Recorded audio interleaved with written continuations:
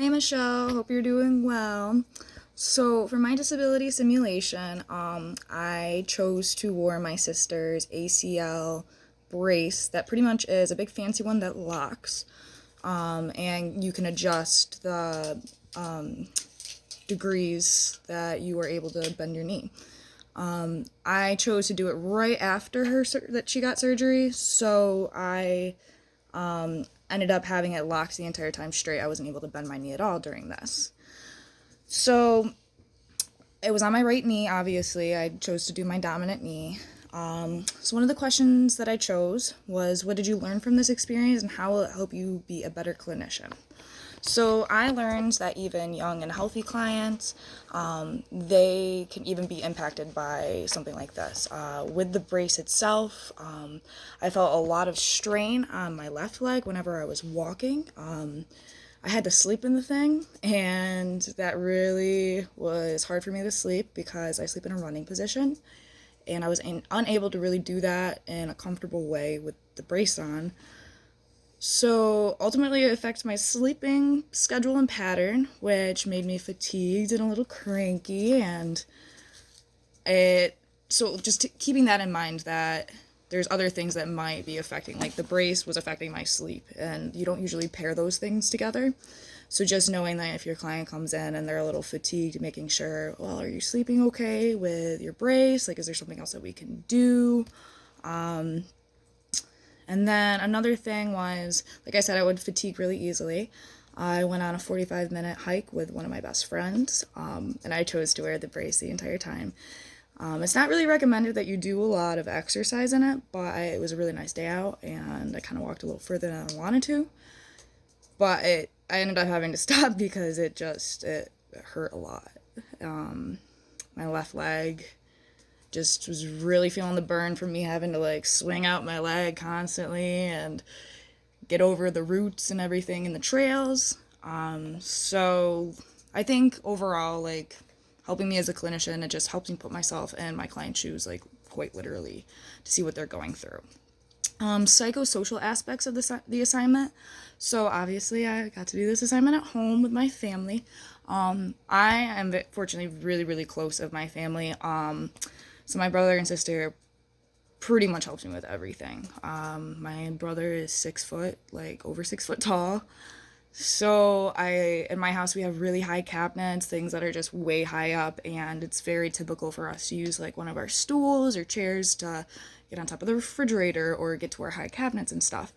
Well, that was really, really dangerous to do with that brace because, like I said, I wasn't able to bend it at all, so I didn't even want to mess with getting up on a stool. So I'd constantly be like, hey, Ethan, I need your help. I need you to come get stuff for me. He didn't mind. I usually ask him to do that anyways, but so that was a lot. One of the other things I noticed was we always talk about washers and dryers being right next to each other. And mine have always been across from each other, and it wasn't until I put on this brace that I realized how much of a pain in the butt that it is that we have it set up like that, because I'm 5'4", so it's really hard for me to reach all the way into my washer to begin with. It's ones that open up. So I'd have to go on my tiptoes and stuff and like really bend in there to get all my stuff. And with my knee brace on, it was really, really difficult for me to like get up in there and then have to carry a load, turn, walk over to my dryer and bend over and put it in my dryer. So my sister helped me with my laundry for that 48 hours because when I mentioned in my write-up that I'm sending you that it took me like 3 times as longer to complete every activity. I already don't like laundry, and it really made me unmotivated to do my laundry while this brace was on because I was like, it's gonna take me a half an hour just to switch laundry, and I don't want to do that. So there was that aspect. Basically being at home too, so I just had a lot more support essentially. If I was at school, I have to go get my groceries and stuff, go to my job. I'm a lot more independent, so I just didn't really have to worry about any financial strain going anywhere. If I had to go anywhere, my brother and sister were here to help me. So there was like really not a lot of stress when I was dealing with this because I had a lot of help. Next question. What was the most challenging for you during the 48-hour disability, and how will that help me empathize? So, like I already mentioned, I really like my sleep, Michelle. Like, that's one of my important things that I need to be a functioning human being. And because I was wearing this brace, like, it made me realize firsthand that this could really be affecting, like, people's sleep. Like, I asked my sister after I did my 48 hours, I was like, how did you get used to sleeping? And she told me that, honestly, like, for that first, she had to wear this brace for 2 months before she switched to a different one.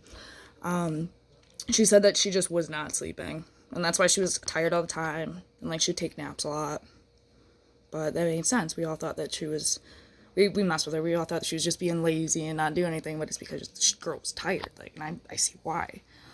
You asked if I felt like if this activity was controversial.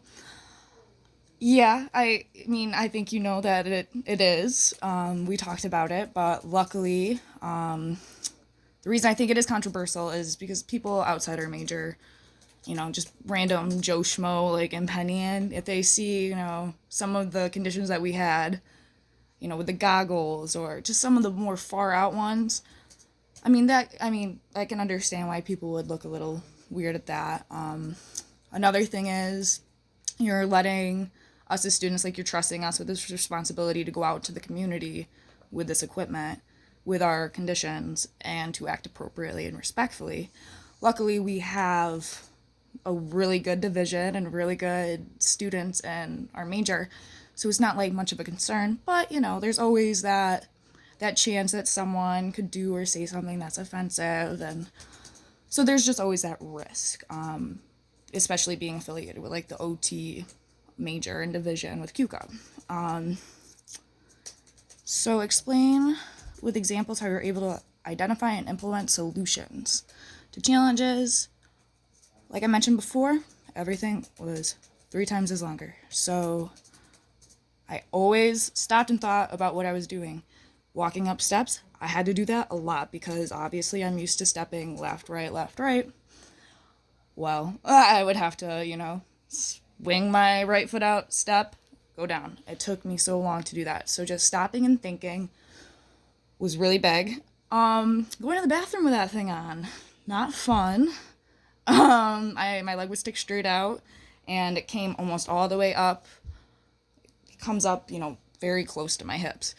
So my pants wouldn't go all the way down, so just being able to, like, sit comfortably on the toilet, like, was a bit of a struggle. But I just would have to compensate by leaning on my left side more. Another thing was I wasn't able to bend my knee, so whenever I sat down in general, my leg would just pop, stick straight out. It was really funny. We have reclining chairs in my house, so that wasn't a problem. Whenever I sat down, I would just recline it so both of my legs were up.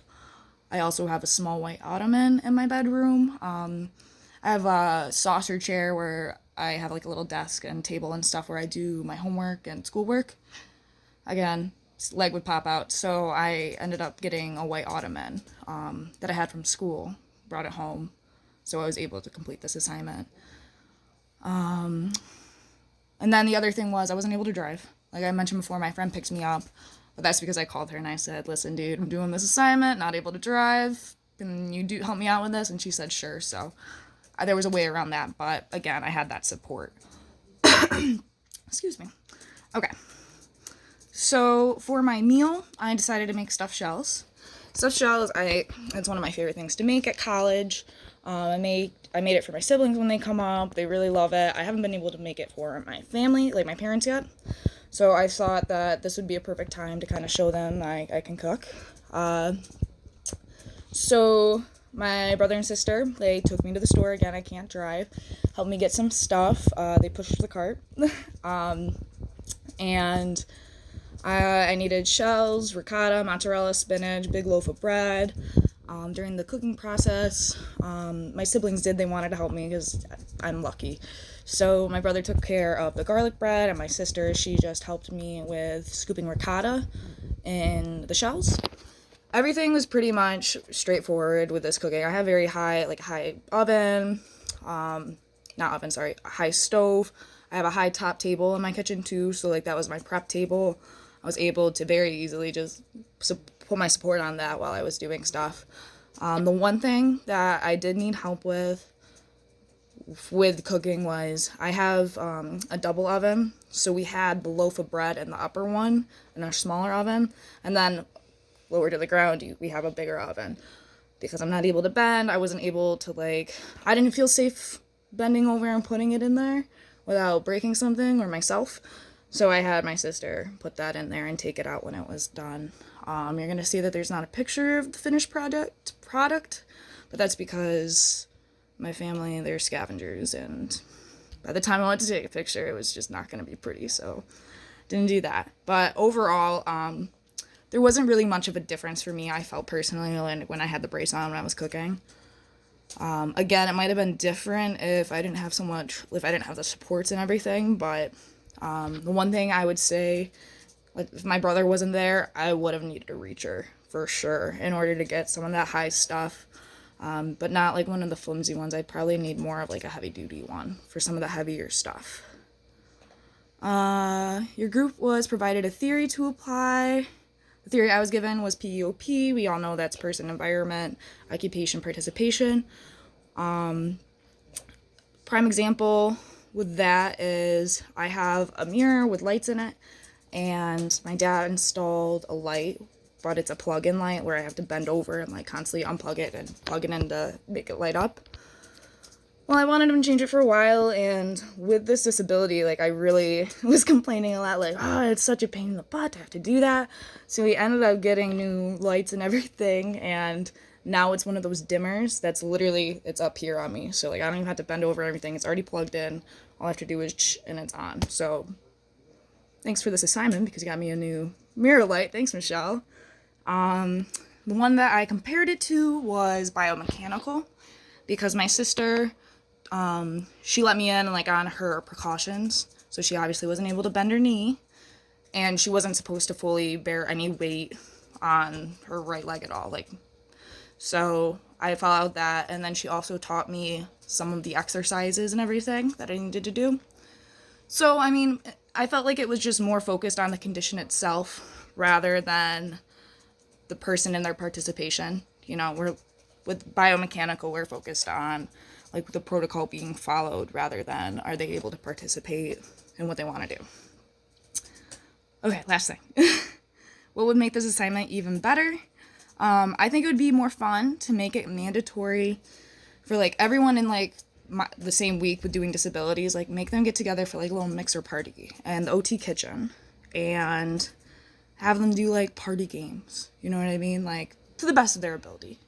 But other than that, I really had fun, and I miss you, Michelle. Goodbye.